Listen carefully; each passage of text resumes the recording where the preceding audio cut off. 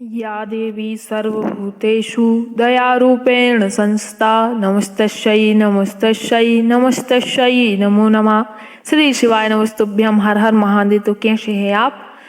नवरात्रि शुरू हो चुकी है और माता रानी के 9 दिन बहुत ही विशेष होते हैं। आप सभी को तो पता है कि दिन विशेष होते हैं और रात्रि तो अवश्य विशेष होती है।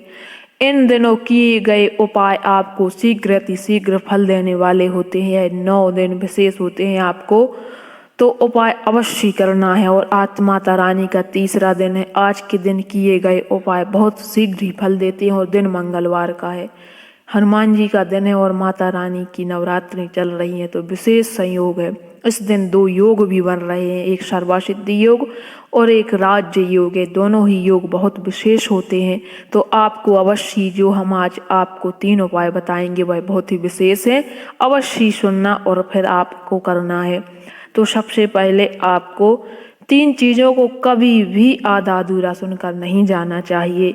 एक शिव पुराण जी की कथा, गुरु जी ऐसा कहते हैं, और एक शिव भगवान की और माता रानी के उपाय, और दूसरा सत्यनारायण की कथा। आइए शुरू करते हैं। इससे पहले एक छोटी सी गुजारिश की हमारे इस चैनल को लाइक शेयर सब्सक्राइब करें और कमेंट बॉक्स में आप सभी जितने जन सुन रहे हैं देख रहे हैं सबको जय माता दी अवश्य लिखना है। तो जो पहला उपाय है, इसको करने से आपके घर में यश वैभव बढ़ता है, यश आता है, वैभव आता है। और भी किसी भी व्यक्ति की अगर आयु कम है या कोई बीमार रहता है तो उसकी आयु में वृद्धि होती है। विशेष तौर पर नवरात्रि के तीसरे दिन या पंचमी के दिन या नवमी के दिन, इन तीनों ही दिनों में कभी भी एक दिन किया जाता है। तो आपको जब भी टाइम मिले तो आप इस उपाय को प्रदोष के समय यानी शाम के समय अवश्य करिएगा। यह विशेष उपाय शाम के समय ही किया जाता है।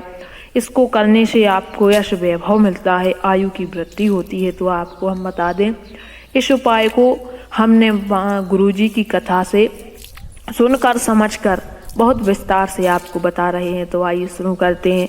इसको करने के लिए आपको एक दीपक चाहिए, और दीपक में ना तो आप 2 बाती लगाएं, ना 4 बाती लगाएं, और ना ही गोल बाती लगानी है। आपको एक लंबी बाती लगानी है। और विशेष तौर पर आपने अभी जो दीपक रखे होंगे कुछ दिन पहले जो पितृपक्ष चल रहे थे, इनमें आपने दक्षिण की तरफ बाती की होगी। लेकिन अब गुरुजी ने स्पष्ट कहा है कि नवरात्रि में कभी भी अगर आप दक्षिण की तरफ बाती करके दीपक लगाते हैं तो अनिष्ट होता है, इसलिए आपको दक्षिण की तरफ कभी भी बाती नहीं लगानी है। और बची 3 दिशाएं जो कि बहुत ही विशेष होती हैं, उन तीनों दिशाओं का फल अलग अलग होता है। तो हम बता दें कि आप अगर पश्चिम की तरफ बाती कर दिया लगाते हैं तो इससे आपके घर में वैभव की प्राप्ति होती है। और अगर आप पूरब की तरफ करके बाती लगाते हैं तो यश की प्राप्ति होती है। और अगर आपके घर में बीमारी रोग दोष है तो आपको वह उत्तर दिशा की तरफ लगाना है, जिससे आपके घर में आयु की वृद्धि होती है। और यह आपको दीपक किसी भी माता रानी के मंदिर में जाकर लगाएं, और बाती तीनों दिशा में से जिस भी दिशा में आपको जो भी मनोकामना है जिस प्रकार की है उस प्रकार से आपको लगा देना है। अगर आपको यश चाहिए तो पूर्व में, और वैभव चाहिए तो पश्चिम में, और अगर कोई व्यक्ति बीमार रहता है तो उसके लिए आप उत्तर में लगा दें। यह बहुत ही विशेष उपाय है जो कि एक दीपक का है, और आपको गाय माता की घी का यह उपाय करना है। और जो दूसरा उपाय है यह बहुत विशेष है, यह माता लक्ष्मी जी का उपाय है। यह माता लक्ष्मी को प्रसन्न करने का उपाय है। यह माता लक्ष्मी को अपने घर में बुलाने का उपाय है, क्योंकि नवदुर्गों में नवरात्रि में माता सबके घर जाती हैं। अगर आपने वह कथा नहीं सुनी तो आप YouTube पर जाकर गुरुजी की वह कथा सुन सकते हैं, जिससे उन्हें स्पष्ट कहा है गुरुजी ने कि नवरात्रि में जो माता लक्ष्मी होती हैं वह शाम के समय सबके घर जाती हैं और देखती हैं कि आपके घर में क्या है, हमारे बच्चों ने हमारे लिए क्या किया है, हमारे जो विशेष दिन होते हैं 9 दिनों में उन्हें हमारे लिए क्या किया है। इसलिए अष्टमी के दिन आपके ने देखा होगा कि आपकी माता बहनें जो आपसे बहुत बड़ी हैं उम्र में वह घर की सफाई करती होंगी। आपने बचपन में देखा होगा, वो इसी कारण से की जाती है क्योंकि माता स्वयं आपके घर में आती हैं, देखती हैं। अगर जिसके घर में साफ सफाई, स्वच्छता, भगवान के निशान, तुलसी के पौधे लगे होते हैं उसके घर में माता लक्ष्मी स्वयं निवास करती हैं। तो आपको यह उपाय अवश्य करना है, माता लक्ष्मी का उपाय है। तो यह उपाय हम आपको बाद में बताएंगे, पहले आपको गृह कलेश का यह छोटा सा उपाय आप अवश्य जान लीजिए, अगर आपके घर में गृह कलेश है, छोटी छोटी बातों पर झगड़े होते हैं, बात तलाक तक पहुंच चुकी है, पति पत्नी में कोई बात नहीं बनती है, तो यह उपाय आपको अवश्य करना है। विशेष तौर पर उपाय अगर आप कर लेते हैं तो आपके घर में कभी भी लड़ाई झगड़ा या गृह कलेश नहीं होगा, सारी समस्याओं का हल हो जाएगा। तो आपको एक छोटा सा यह उपाय करने के लिए 1 लोटा जल और 2 बूंद शहद के लेकर आप किसी भी शिव जी के मंदिर में पहुंच जाएं और आपको सबसे पहले वो 1 लोटा जल चढ़ा दें और उसके बाद में जागेश्वर महादेव, किस नाम से, जागेश्वर महादेव का नाम लेकर आप जो पार्वती जी का हस्त कमल होता है उस पर 2 बूंद शहद लगा दें और गौरी शंकराय नमः इस मंत्र का उच्चारण करें। और एक और उपाय है गृह कलेश का। इसके लिए आपको एक माला बना लेनी है। माला आपको बनानी है किस चीज की, कनेर के पुष्पों की, और इतनी बड़ी बनाए कि भगवान शंकर जी को होते हुए और पार्वती जी के गले तक, यानी पार्वती जी के स्थान तक आ जाए। और आपको यह माला गौरी शंकराय नमः का जप करते हुए भगवान शिव जी के ऊपर और जलाधारी को टच करे, ऐसी आपको बनाकर जैसी स्क्रीन पर दिख रही है समर्पित कर देना है। आपने माता पार्वती और भोलेनाथ को एक कर दिया माला के स्वरूप में, क्योंकि अनादि है भगवान, आदि शक्ति भगवान है, वह दोनों एक ही है, केवल दिखने में अलग अलग है। वो तो सदा एक रहते हैं, लेकिन यह प्रयास है हमारा, वह बहुत खुश होते हैं। गुरुजी ने ऐसा कहा है, इससे आपके घर के जो ग्रह कलेश होते हैं, रोग बीमारी होती है, वह अवश्य दूर हो जाते हैं।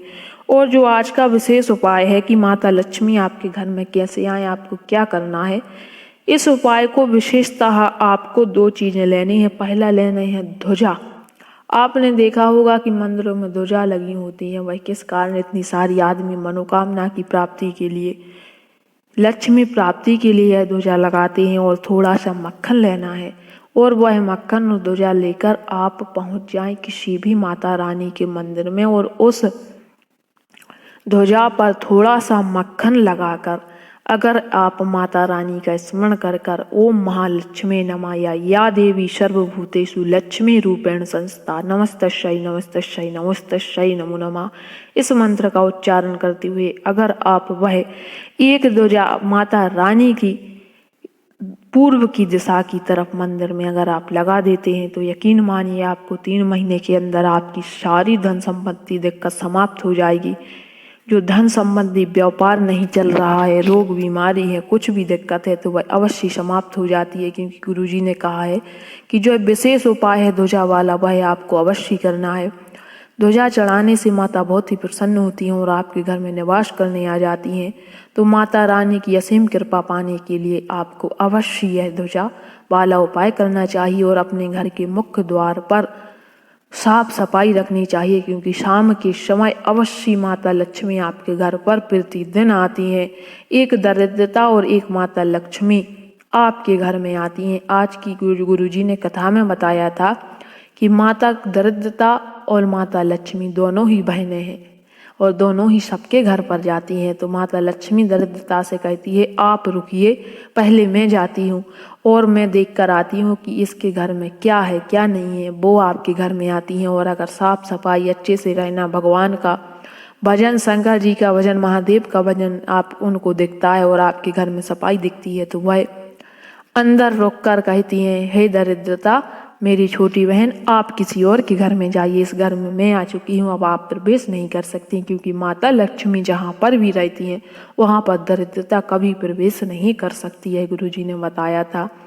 तो आज के लिए इतना ही। इस छोटे प्यारे से मंत्र के साथ आपसे आज के लिए विदाई लेते हैं। तो आप मंत्र अवश्य सुनकर जाइएगा कि या देवी सर्वभूतेषु शक्ति रूपेण संस्था नमस्तस्यै नमस्तस्यै नमस्तस्यै नमो नमः।